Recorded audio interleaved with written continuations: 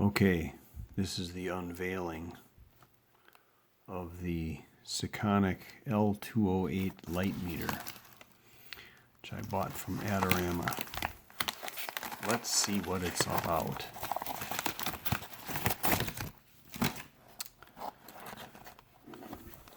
Twin mate. Battery not included. Well, I know. So I bought one. So rather than buy one battery for $2 through Adorama, I went and bought two batteries for $4 a piece for a total of $8 at Batteries Plus. Not sure why I did that, but that's what I did. Okay, on to the unboxing. What does this say now? This product can expose you to chemicals, really, including lead and di-2-ethylhexyl phthalate. Phthalate. Oh, they cause cancer. But they only cause cancer in California. And I live in Minnesota, so I don't give a shit. Okay. Well, that's a nice little package engineering.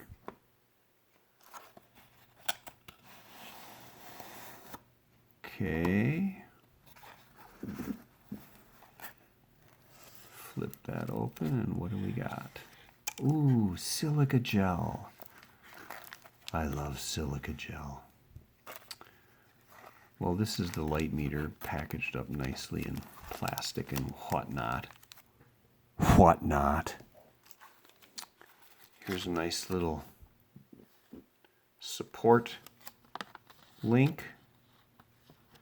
I've read all about this meter. I know how to use it. Oh.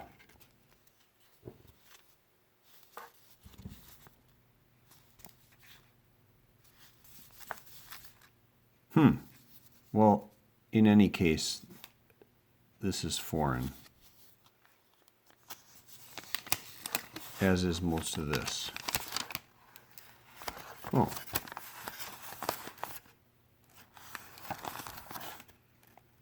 Technical details on the meter itself. We'll put that aside. Nothing else in here except looks like a wrist strap or something. Kind of strap thingy. This is what you screw onto the light meter so you can use it on the hot shoe or cold shoe of your camera. I have no intention of doing that, so I'll put that aside. I'll probably put this on at some point. All right, let's look at the actual meter now. First, we'll procure the silica gel. Keeps things nice and dry. Just put that under my arms some days. Okay, on to the light meter. Well, look at that. It comes in a handy little sack. A Sekonic sack. So we have here a sack within a sack. I'll discard that one. It'll eventually end up in the ocean as microplastics and nanoplastics and be consumed by fish. And then it'll come out in the fish's excrement and float around in the oceans forever. Here's the big unveiling. There it is. The light meter. All made of plastic. And someday, long from now, when I'm done taking light readings and I'm rotting in the earth, this light meter will probably get stepped on by someone and thrown in the trash, or maybe flushed down the toilet, where it will enter the sanitary sewer, and eventually the little chunks of plastic will make their way into the ocean and get bombarded by waves and sand and gravel and grit and whatnot,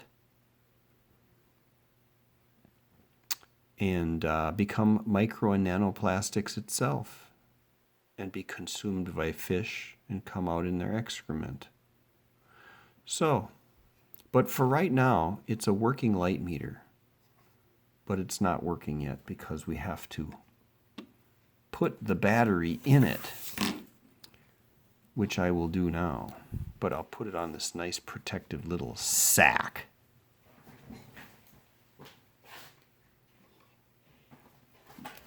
Unfortunately, I'm broke from buying this light meter, so I have no money to use to open the little thing. You're supposed to use it with a coin. So I'll use this nice little jackknife that my dad used to use back when he was a kid. In fact, he told me how to use it once. He said, Hootie, you open the knife like this, and then you do whatever you're going to do with it, you know, ward off invading criminals or whatnot. But when you close the knife, always hold it like this and close it like that. That's what he told me. I've never cut myself on the knife ever, so it must have been good advice. So now we'll open this bad boy. I think it's open. There it is. I must say it's difficult to do this while looking through the camera. Okay, so now we'll finagle out a couple of...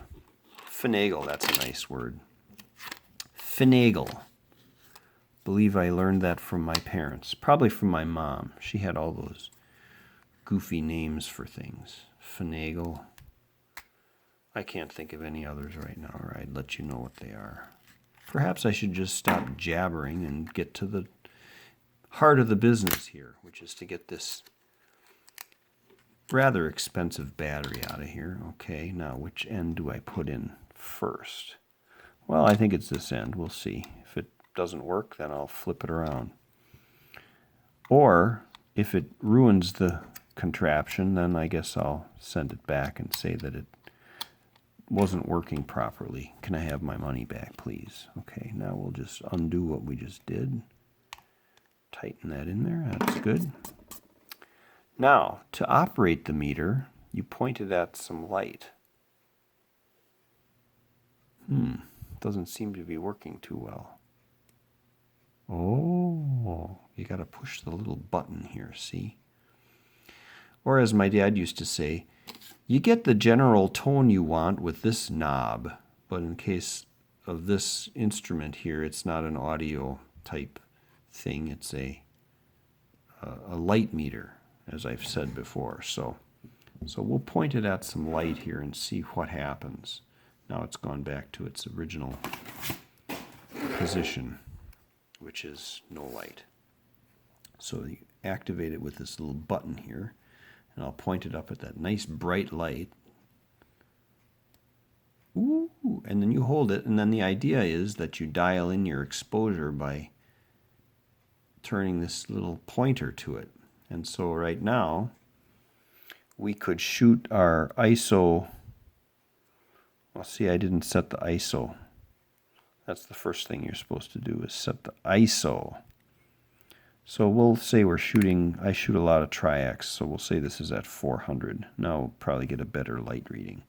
So now I'll get the same light reading that I did before, but now I'll turn my pointer to that, and now at an ISO of 400, which you probably can't see too well, I could shoot at an f5.6 at a 30th of a second and get a good exposure under these lighting conditions here. So anyway, those are all the minutia of how to take light readings and shoot film.